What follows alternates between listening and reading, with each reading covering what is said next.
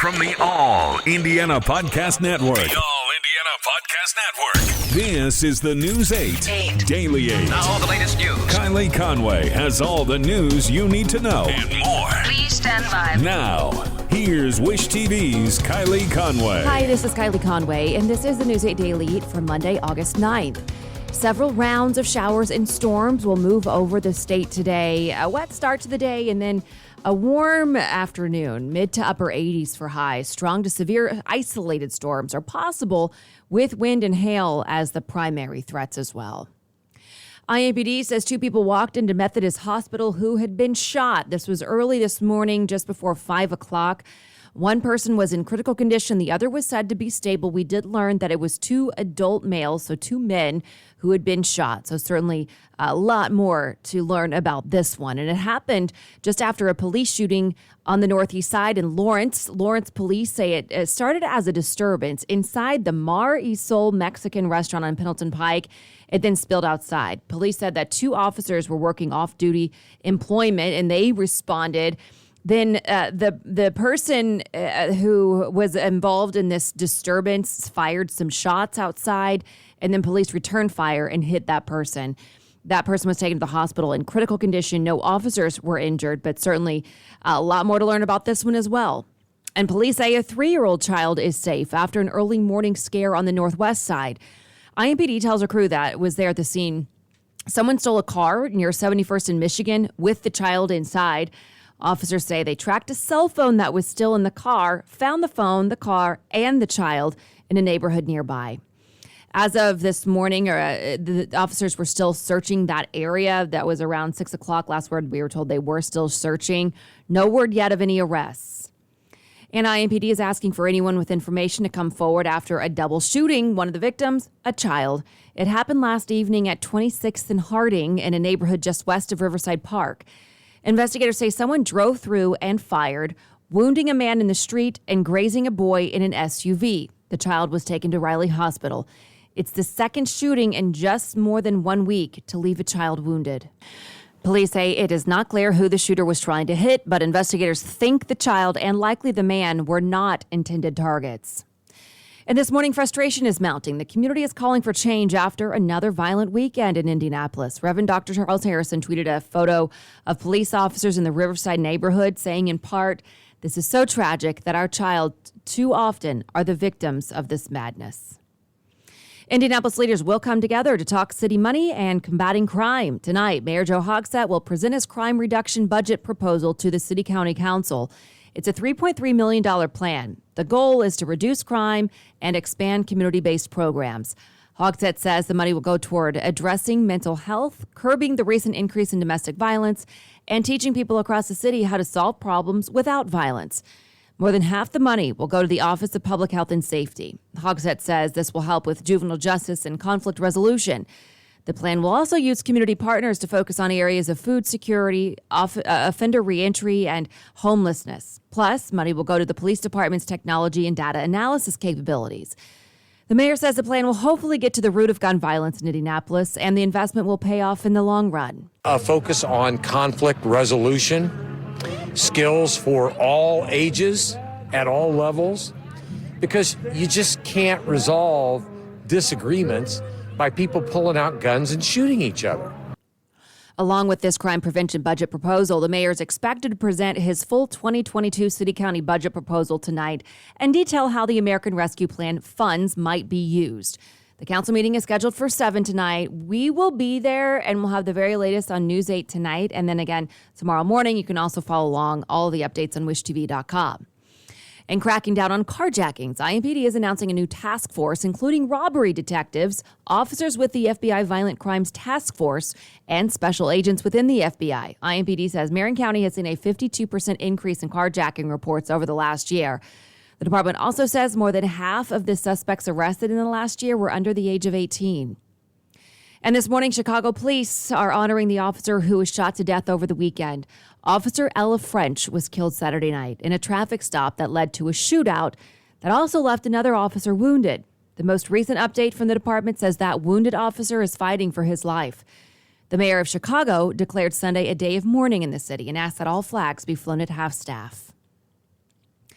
And today here locally, an update for parents with children in Carmel Clay schools. According to the district, bus stop and schedule details are being posted to Power School software today. The city of Carmel also announced the installation of 9 new crossings with signals being installed near schools. Those are to help students in the 1-mile area around schools that will not receive bus service. The changes come after the district reported being short 30 to 40 bus drivers.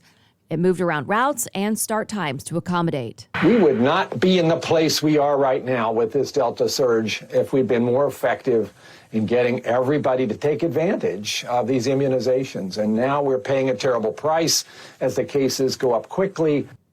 The United States crosses a milestone. The U.S. is averaging 100,000 new COVID-19 cases every day, the highest in almost 6 months.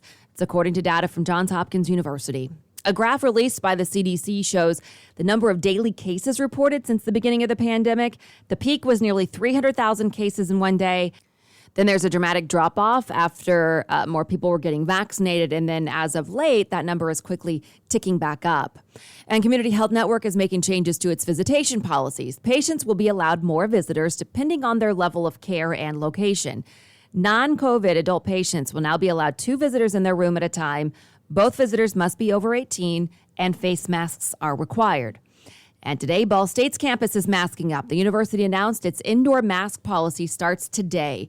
Officials say the new policy follows the latest guidance from the CDC. It requires all employees, students, and visitors to wear face coverings inside all university buildings, regardless of vaccination status. President Biden's bipartisan infrastructure deal is on a path to passage. A final vote is expected late tonight or very early tomorrow morning. This morning, we know Senator Todd Young will not be voting in favor of its passage, citing the estimated financial impact. Young initially voted in favor of the framework. In a statement, he said, "Whether it's infrastructure or the Democrats' reckless budget, we can't afford to continue to grow the national debt at this pace, particularly as our economy recovers from the pandemic." Britt Conway explains what happens when the bill gets to the House. Compromise on Capitol Hill. Progress for the Infrastructure Investment and Jobs Act. Better roads and bridges, better ports and airports, a better future for our economy. Among other things like technology, climate-related measures, manufacturing, research and development. We are within days, possibly within hours, of seeing this historic legislation. In an unusual weekend of Senate action, lawmakers took up the massive $1.2 trillion bill. And by Sunday night, they voted 68 to 29 to end debate on the package. Democrats needed at least 10 Republican votes. They got 18 from these states. Today, there will be floor speeches on the deal, with the final Senate vote expected early Tuesday morning. Then the Senate will shift their attention to the $3.5 million budget resolution. It's the second part of this 2-track budget reconciliation package to advance the White House's sweeping economic agenda. House Speaker Nancy Pelosi says the House won't take up the bill until that part is done. To build not only the physical infrastructure, but the personal infrastructure. A recent poll from Quinnipiac University shows 65% of people support an infrastructure bill. But even with support from Americans, the bill faces an uncertain future in the House, which won't be back in session until September. I'm Britt Conway reporting. Andrew Cuomo's top aide is quitting. Melissa DeRosa has been the secretary to the governor of New York for 4 years. She's not giving a specific reason for her resignation, but says in a statement, the past 2 years have been emotionally and mentally trying. DeRosa's departure further amplifies calls for Cuomo to resign. A report commissioned by New York's Attorney General found Cuomo sexually harassed 11 women. Today, state lawmakers will review evidence in an impeachment investigation. One of the women who claims Cuomo sexually harassed her is coming forward publicly. Brittany Camiso is one of Cuomo's current staffers. She spoke exclusively to CBS this morning. What he did to me was a crime. He broke the law. Cuomo's attorney claims Camiso's claims are untrue. Cuomo has apologized to some of his accusers, but has denied sexually harassing anyone.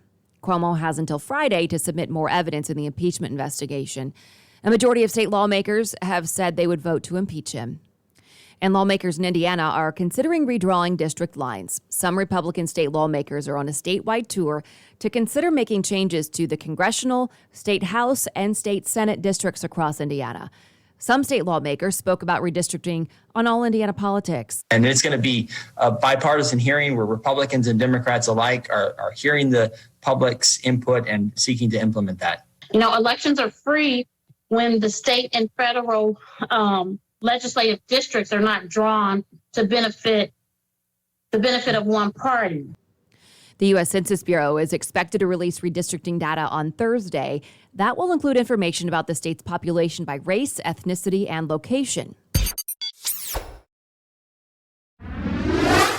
And the Taliban is gaining ground in Afghanistan. According to one official, the group took control of a provincial capital after a week of fighting against Afghan security forces. A local journalist told CNN this is the fifth capital the Taliban have taken control of. The council chief of the northern province says government forces have completely withdrawn from the province. This comes at the same time the United States and other countries are withdrawing armed forces from the country. The United Nations is issuing a code red for humanity in its new report. The report released earlier this morning shows Earth's temperatures will likely soar past levels that world leaders tried to prevent. The UN says that could happen in just a decade. It also claims the issue is human-caused. The last time the report was issued was in 2013. The blaze dubbed the Dixie Fire is now the second largest in California's recorded history. It has scorched nearly 500,000 acres. The machines and manpower fighting it include 631 fire engines, 55 helicopters, 161 hand crews, 170 bulldozers, and 190 tanker trucks. That's according to CAL FIRE. Smoke from the fires is blanketing the San Francisco Bay Area about 250 miles south. Parts of California reported the worst air quality in the world Friday. One business owner expresses her fears. The bloom behind me, that's what it is. Funny, not funny. I'm just like, really, I don't know what's going to happen. You know what I mean? We worked really hard to put our business together and live here and make a home for ourselves. And so you got to look to the sky and look at the winds. That's what is going to take this wherever it needs to go, where it wants to go, because it's mean. It's very mean. The Dixie Fire covers parts of 4 counties and has been burning for nearly a month. And 4 people are okay this morning after getting stuck in an elevator as it flooded with water up to their necks. Lauren Melendez explains how they made their escape. Let me see your best moose impression. It was only a matter of minutes after this moment, the same floodwaters sweeping through downtown Omaha came rushing into this apartment elevator. The water was moving pretty quick. I think once it got to my stomach, because after pushing all the buttons, that's when I made the phone call, said, hey, the elevator's not opening. Tony Liu and his 3 friends trapped and desperately calling for help. I knew I had to stay calm. Like I knew if I'd get overwhelmed, I would start to get nervous and start to break down. As one of them frantically dialed 911, Lou phoned a friend, his roommate, who was miraculously also a maintenance employee for the building. I didn't think much. I just ran there. Yeah, there was not much. It was just like a fight or flight type of thing. Dalen and Drayton Stepp, now positioned to be first responders, rushed to the basement, quickly finding themselves in a similar yet equally dangerous position. We went down into about shoulder deep water and just tried pulling it apart with everything we could. Lou is 5'7", and by now the water is just below his chin. Once it got towards kind of my neck, chest, that's when I kind of, I could possibly die in here. As he fought to kick the door open, his friends were on the other side, prying them apart as best they could. We had to get them out, or it could have been fatal. Nearly 10 minutes later, their collaboration was successful, and it's likely a story they'll never forget. That was Lauren Melendez reporting. Athletes from around the world are on their way home after the closing ceremony of the Tokyo 2020 Olympics. This morning, the United States is bringing back the most medals after 2 weeks of competition. Team USA won 39 gold, 41 silver, 33 bronze for a grand total of 113 medals this year. And second place was China with 88 medals, followed by the Russian Olympic team taking home 71. China is set to host the next Winter Olympic Games in February of 2022. Darius Leonard says he's grateful to be staying in Indianapolis. He signed a 5-year, $99.25 million extension with the Colts. This makes Leonard the highest paid inside linebacker in the entire league. Our sports team got the chance to chat with our player analyst once the deal was confirmed. Just very thankful, just think about all the things that I've been through in life and, all the ups and downs that I've had to go through and all the data that I have to go through. And, a lot of people, they still have the downside about what I do for a living. And, I just got to continue to come out and just continue to prove them wrong. And that's the mindset. In his first 3 seasons, Leonard was named an All-Pro twice. He also earned 2 invitations to the Pro Bowl. And Peyton Manning does not disappoint. The legend's speech last night as he was inducted into the Hall of Fame had a little bit of everything, even a shout out to Indy fans and a jab at a former rival. Sports director Anthony Calhoun explains. Well, we knew this day was coming for former Colts quarterback Peyton Manning. When they drafted him back in 1998, had a good feeling he was going to be a Hall of Fame bound. And what a night here for Peyton Manning. So many 18 jerseys here to support the former Colts quarterback. And Peyton was terrific giving his speech. And he also had some fun with an old rival. And speaking of rivals, my good friend Tom Brady is here tonight. By the time he is inducted,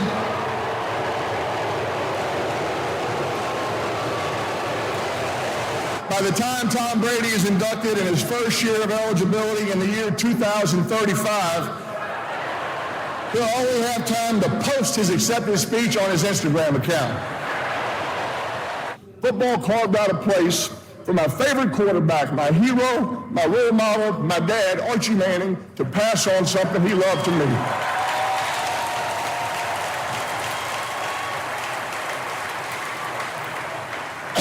Dad, there's no one I would rather have or be more appropriate than you to welcome me to the stage. My dad enabled me to play balls with my brother Cooper and Eli, the 2 best brothers a guy could ask for. And it gave my mom plenty of reasons to both beef me up and patch me up. You talk about lucking out with the most loving mother who could also break down a cover 2 defense as well as any NFL quarterback.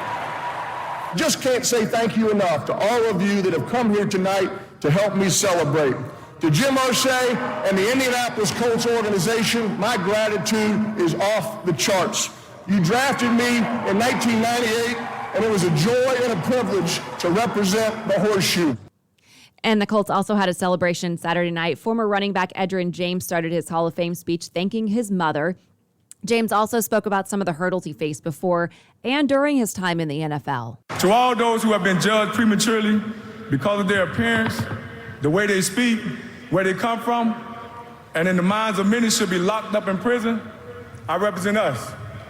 I'm forever immortalized, locked up in the Canton Correctional Institution. Inmate number 336 in the Pro Football Hall of Fame. On Saturday, Wish TV got an exclusive look at James' custom Pro Football Hall of Fame car. Peyton Manning and everyone in the new Hall of Fame class has autographed the back seat. You can find video of that on my Facebook page, on the Wish Facebook page, AC's all over, and on wishtv.com. Pretty cool stuff. Television actress Markie Post died Saturday after a battle with cancer. That's according to her manager. She was diagnosed with cancer more than 3 years ago. Post was best known for her role on Night Court and other shows including Cheers and Scrubs. In a statement, Post's family wrote, "Our pride is in who she was in addition to acting, and she showed us how to be kind, loving, and forgiving in an often harsh world." Post was 70 years old. A woman who fainted and hit her head on a rock in Utah's Arches National Park woke up to a familiar voice. That voice was none other than Modern Family star Julie Bowen.